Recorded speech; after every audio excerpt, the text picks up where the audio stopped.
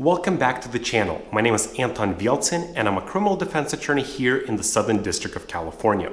In this video, we'll be discussing whether somebody can be punished for both kidnapping for robbery, and the follow-up question will be, if that individual is being sentenced under both statutes, do we add up the maximum punishment, or is there another statute that we should be looking at when we're dealing with two different acts versus one act but two different statutes?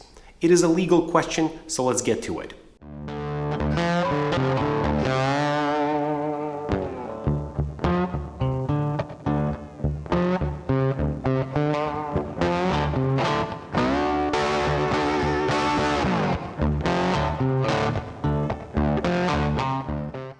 Today we'll be discussing a case from California Appellate Court.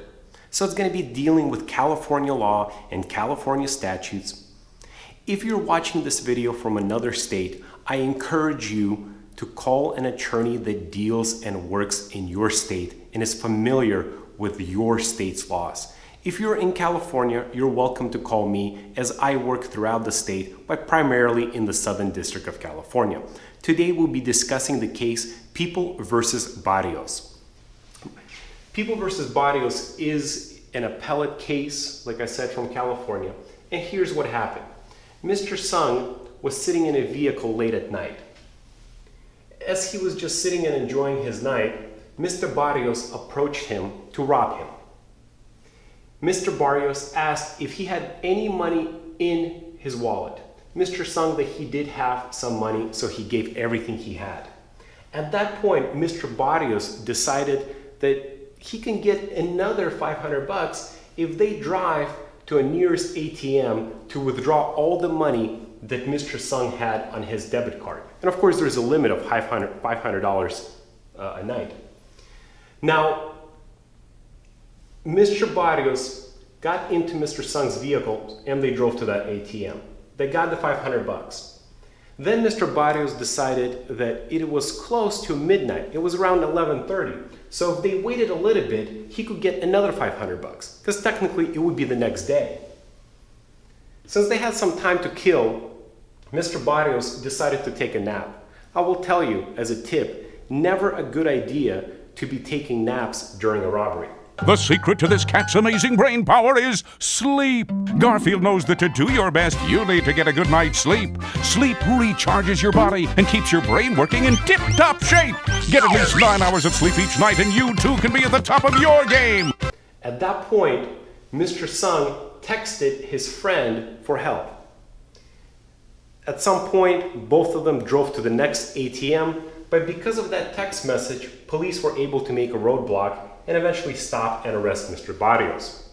He was charged with 2 crimes, kidnapping for robbery and robbery. Both of those carry 25 to life plus 10 years due to some enhancements. When you add those things up, you get to 50 to life plus 20 years. And ultimately, because of some other enhancements, he was looking at a sentence of 75 to life. Now, it seems at first that that's how he should be punished. However, Billy, what's wrong? I can't get this math. in California, there's what's called Penal Code 654, which tells us that an act punishable in different legal provisions shall be punished under the provision providing the longest potential term of imprisonment. And later it says that no case of one act should be punished twice.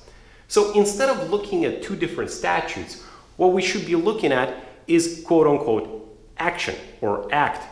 And the question becomes a legal one. What is an act? Since we're not dealing with 2 provisions. And the court tells us, the appellate court, that we should be looking at intent and objective. And in this case, if you kidnap to rob a victim, robbing is the whole point. Your point is not to kidnap someone. You're trying to get as much money as possible.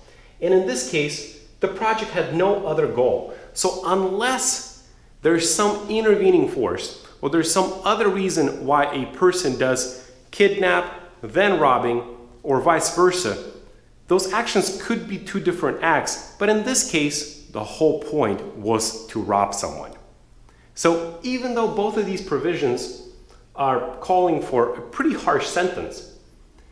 The appellate court sends the case back to the lower court because ultimately Mr. Barrios is not looking at 75 to life. He should be looking at whatever the longest term of imprisonment is in whatever statutes. In these two, it is technically the same, 25 to life, but you can't be adding those up. So really he's looking at only one term of imprisonment, 25 to life, plus the 10 years due to some enhancements. Mom, I got an A. That's great! Math Made Easy tutoring tapes are guaranteed. Now that you understand how this provision works and how acts work, you understand the math. And so, given the two different provisions, there's a big difference between 75 to life versus 25 to life. So there's two tips that I can give you from this video. One, listen to your attorney, and even if there are no defenses, sentencing often becomes a very crucial point, and you can be looking at significantly more time if you have bad advice. And the second tip is a funny one. Maybe if you're gonna rob someone, come well rested, and don't be taking naps during commission of a crime. Don't tell me you're going to let aches and pains caused by a bad mattress destroy your life. Realistically, you know you can't get a good mattress for $49.95, but at Furniture Mart, you can purchase a premium mattress at a reasonable price. The best test is to lie down on a mattress and try it out. Simmons Beauty Rest, Serta Perfect Sleeper, or a Spring Air 4 Seasons back supporter. Get a good night's sleep and enjoy life.